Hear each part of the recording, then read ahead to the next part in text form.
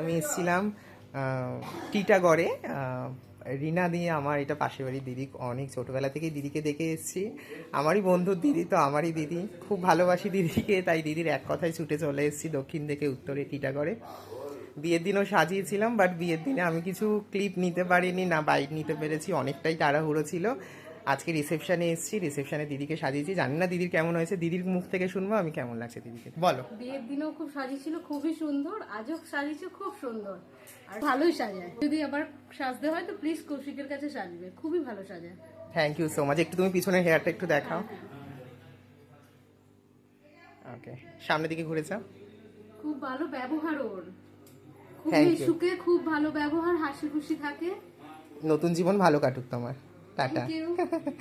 কেমন লাগছে? খুবই সুন্দর, আজকেও খুব সুন্দর লাগছে, বিয়ের দিনও খুব সুন্দর সুন্দর লেগেছিল। দাদারও ভালো লাগছে। কাকিমা বলো কেমন লাগছে?